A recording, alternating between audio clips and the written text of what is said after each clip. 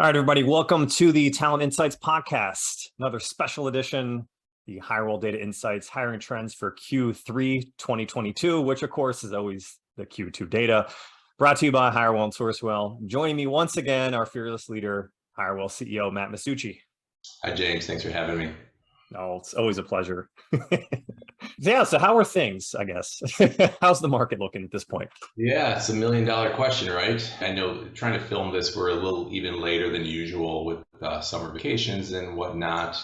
Doing a Q2 recap mid-August is not necessarily ideal. I was out last week. You're going to be out next week. So wanted to kind of squeeze this one in. And quite frankly, a lot of the stuff is, things you and I have both been talking about in different platforms. I like to think you're doing this as a quarterly recap will hopefully, draw just tons of viewers. But yeah, I mean, we've seen a lot, like just to kind of recap sort of like the macro economic outlook for Q2. It was an ugly quarter for the stock market, right? It was S&P down 16%, worst quarter since, Q1 2020, which obviously the height of COVID went down 20%, but prior to that, that was the worst quarter in 50 years. Obviously, had runaway inflation, 9.1%.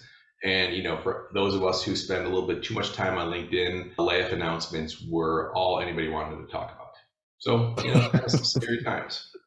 Jeff and I had to go as far as make a 10-minute talent rant on like layoff posting is fear porn at this point, just the amount of like sheer volume people talking about it. And I guess that was the thing too that I want to get across is like looking at the actual data. And I didn't believe this when it first came out. I've talked about this a few times, looking at the numbers as straight from the government. 2022 actually has the least amount of layoffs on record going back to 2000. And that's because like manufacturing companies, food manufacturing, supply chain, like all these places they haven't been laying off. It's just the tech firms that everyone's familiar with is finally getting hit for the first time ever. And that's not to poo-poo anybody, like don't mean to come across as insensitive if you've been let go or whatnot, but we'll do what we can to help.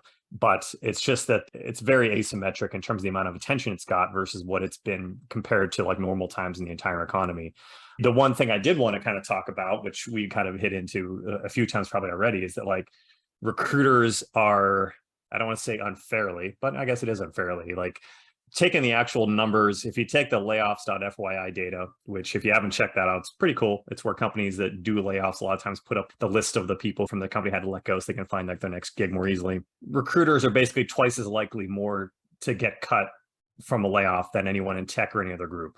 And a lot of that's because when you think about it, recruiters are the only group that your job requires ongoing hiring.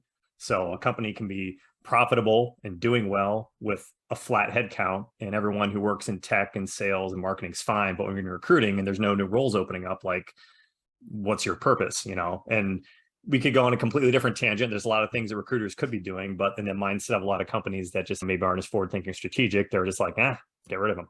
Well, yeah, and I know, again, Hirewell have been beating that drum a lot over the last couple of weeks. I hate to say we saw it coming, but unfortunately, we kind of saw it coming. We have an HR recruiting practice that has been just absolutely slammed over the past year. We saw the rise in salaries for our loyal followers who look at this every quarter. We saw going back to Q1 2020, the average salary for a recruiter, we placed was around 85K. That peaked in Q4 of last year at 117K. And there were outliers to that. They're not even outliers. I mean, it was not uncommon for senior recruiters, especially with tech focus, to be making $150,000, $160,000, $170,000. And again, I know you and Jeff have ranted a little bit about this, but the absolute reticence of, CEOs of funded tech companies to do anything but hire full-time recruiters, not imagining that the hiring could ever slow, is just, hopefully it'll change, over these next couple cycles. I mean, companies can realize, hey, not everybody needs to be full-time. We can consider consultants to help manage hiring spikes. Again, different conversation for a different time. I know you and Jeff have hit on this a few times, but it's all part of the problem. But again, back to kind of what we're seeing is heavy layoffs for recruiters in particular.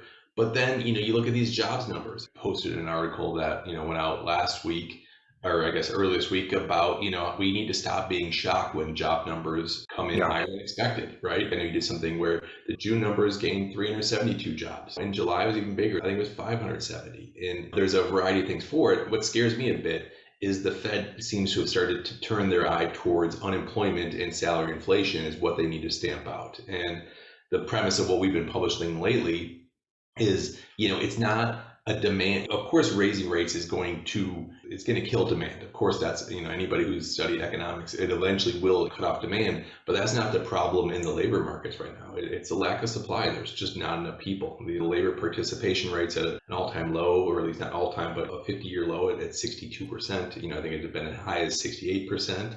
And, immigration policies have changed, and there's not enough workers out there. That's not going to change anytime soon, because we have the largest generation in our country that's basically at the retirement age. So the only 10,000 baby boomers a day are retiring, and 20% of them own businesses. That's another tangent entirely, but it's just crazy. So yeah. So long story short, it's crazy times. Q2 was interested in looking back at the numbers because, all right, with all this going on, what the heck did we see? And so we pulled the numbers, and they're interesting. Do you want to kind of lead off with sort of what we saw in general? yeah, so I'll read through your notes if that makes to go through this. Perm starts were flat from Q1 to Q2, which I was very pleased by, because I think everyone thought they were going to go down. So the fact that perm hiring hasn't really changed was really good to see. New job orders were down a bit. So I think that was internally when I don't think anyone was freaking out, but when you see your job orders and then clients coming to you with less job openings, like you start to worry. But the fact that it didn't really affect the amount of actual starts we had and the actual like hires, like it was good. I guess I will commit. I don't know if it'll be Q4. We'll say Q1 next year. One of the big projects I'm working on internally is actually getting better data sources for kind of our sales initiatives, both inbound and resources and whatnot. So we should have better data on this in the future. But I can say that like our inbound and outbound response rates had dropped from Q1 to Q2. So like the net new number of clients we were seeing or net new interest we were seeing was down a noticeable amount. I commit to getting a better number on these kind of things in the future. But again, it didn't really make any difference in terms of our actual revenues and hiring what we did. So the amount of companies out there that we work with that we're still hiring, going full bore, pretty consistent. Yeah. Yeah, agreed. And then in terms of like the biggest change we saw from Q1 and Q2, and actually I'll preface this, using Q1 of 2022 as any sort of barometer is pretty nuts. I mean, the growth we've seen quarter over quarter in hiring has been, just astounding. I know it's not just us, anybody I talk to in the recruiting and talent acquisition space is confirmed. I mean, we're at all-time high. So it just was not sustainable to keep growing at that rate. So as you mentioned, flat was pleasing to see. But where we did see a dip was the total number of hires. And just for context, we've got 120 recruiters kind of nationwide, and our practices did 470 hires in Q1. That did dip to 420 in Q2. And that entire dip was within our contract and staffing and basically project-based practice. Again, it's one of those things in hindsight, it makes perfect sense. Anybody who's done this business for a long time, like the idea of contract and contingent labor, it's a leading indicator on both sides of economic turbulence. So going into some challenging times, companies are going to reduce their reliance on contractors. It's an easy thing to cut that first. And then, the next cut is unfortunately obviously full-time employees. But, it's also something where it becomes the first sign of things picking up. And again, going into Q2, it was frankly hard to find people open to contract work with 3.5% unemployment. It's super hard to find people who are open to project-based work.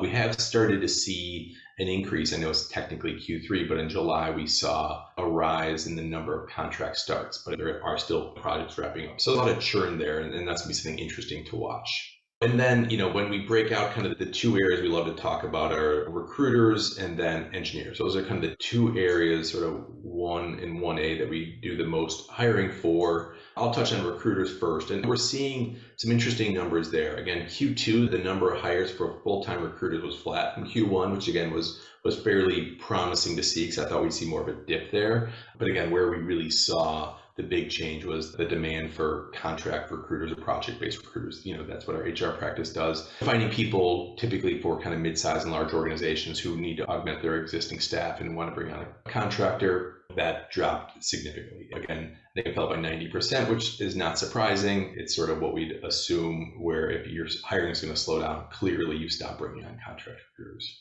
Yeah. Salaries. And the two things we always track, as you were saying, recruiters and engineering. So recruiters is interesting. So back in previous year, so beginning of 2021, I think the average salary we were looking at that point in time was like 86.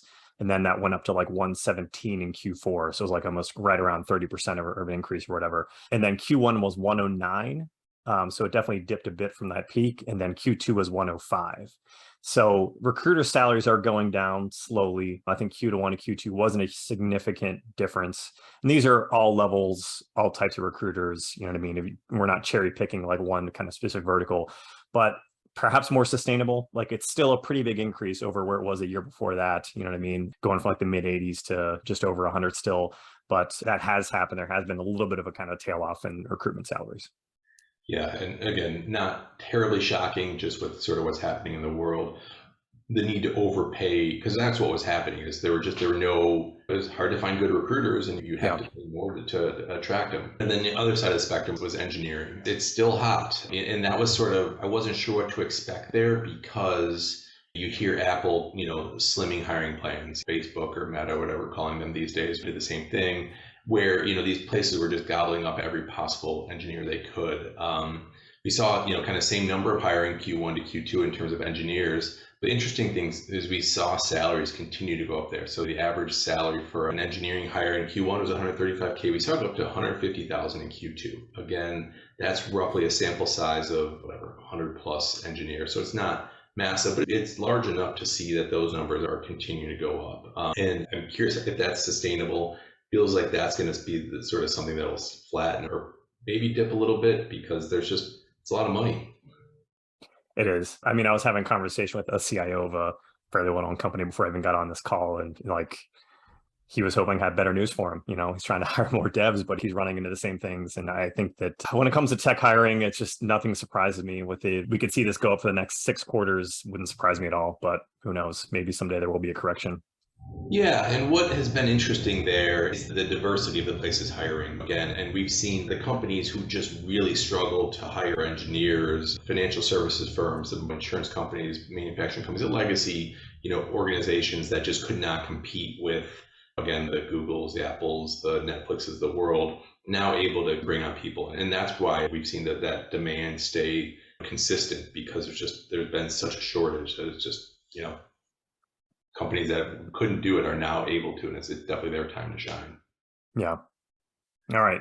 Why don't you wrap us up here? I know you got some announcements and stuff that you want to get into. Yeah. So again, looking back at like what we've done in Q2, I guess it's kind of been a lot, right? A year ago, we took investment from Pride Tech that coincided with kind of her first ever acquisition, formerly ICV, now Sourcewell. Our internal team's been using it. We've seen a lot of synergies and driving a lot of revenue of our internal team using Sourcewell. But you've been heavily involved in getting a beta program where our clients been able to use the tool themselves for their internal teams to hire tech folks. Yeah. So quick announcement to anyone out there. If you're still interested in potentially doing a beta trial of Sourcewell, we're still opening that up. We have a lot of kind of product updates coming in the next, hopefully the next few weeks here. So some pretty big upgrades there. But the other kind of big part too is that we are now using this, or we've always used this ourselves. We're using this in conjunction with our on-demand recruiting division, which if you're not familiar, that's the group that can do things on a flat rate. Someone's fully dedicated to you. These are people that are, previously have worked in sourcing or recruiting capacities internally at organizations for set durations whenever you have spikes. Because we're able to be more efficient by kind of pairing that service with actually using a far more efficient sourcing tool, we're going to be doing things on a more fractional basis. So maybe you don't need a full-time sourcer. You still need someone who can kind of step in and get some work done to kind of help out your team. Let me know. That's something we can totally help with. Happy to have a conversation with you. Yeah, and I know you're going to be putting out some content on this over the next, I know you did a little bit today and some over the next, couple of weeks. But the fact is, sourcing is a huge pain in the butt. It's super time intensive. It's labor intensive. Recruiters don't like it. And, we see inefficiencies there as being kind of the next step in how we can really start to or continue to disrupt the recruiting TA space. So we're excited about that. But back to the acquisition front. So again, Sourcewell was the first thing we've done. And then, effectively in Q2, we did 2 acquisitions or 2 investments. So the first was Rainmakers when we acquired them. I guess it was technically the end of Q1, but we've been integrating them, seen a lot of exciting stuff happening and work alongside of our sales recruiting team. But then the next big deal we did was an investment within Triton Executive. So it's a great organization based out of the UK, executive search firm. But what we love about them is they take kind of this similar like-minded approach we have into helping companies from a long-term perspective. They've got an offering they call Exec RPO, which we think is phenomenal. It's our version of managed recruiting, but it's at the executive level. So they're able to help companies, build out entire management teams. They have a couple large clients where they'll conduct upward of almost 100, executive level, so that can be senior director and above hires at a more manageable price point, high level, high touch. But again, we're super excited about that. And we've started to do a little bit with the integration with how we all can work together. And I think that's really kind of completes everything what we're looking at. You make fun of me for using the term talent ecosystem, but that's what we're trying to build is this end-to-end integrated. And I'll come up with a better term with that, don't worry. But everything from helping companies with executive search. Hirewell has always been great at both high-level roles as well as kind of the volume opportunities, but then also the self-service technology. And again, that's what we think the future is. So we're excited about it. And I think the rockiness of the market, while it's challenging, I think it's going to open companies' eyes that there's a better way out there. And that's what we're looking to do. Yeah, 2010 called once it's ecosystem buzzword back, but it's all true. The other thing too, I think you kind of left out here is that, Triton execs, and they're being based in the UK. They do a lot of work in UK, Europe, Asia Pac. They have an office in India. So really, we're very much a worldwide firm now. And we're also expanding the rest of our services. So if you do have other needs in other areas, you're not just in the US based, we're able to help now. Plus, Matt's going to pay for me to go to London a few times to visit the team over there. So on his dime, can't wait. I'm excited. Yeah, no, then obviously I left out the key part. We are, we're a global 200 recruiters across 4 continents, or I lose track of how many continents, but a bunch. But yeah, it's exciting. I have booked my first trip over there, so we'll see if you can make it or not. We'll stay tuned. All right. Well, everyone out there, thanks for tuning in to the Talent Insights podcast, part of the Talent Insights series, which is always available for replay on talentinsights.hirewell.com, as well as YouTube, Apple Podcasts, Google Podcasts, Spotify, and Amazon. Matt, thanks again as always. Everyone out there, we'll see you soon. Thanks, James. Bye.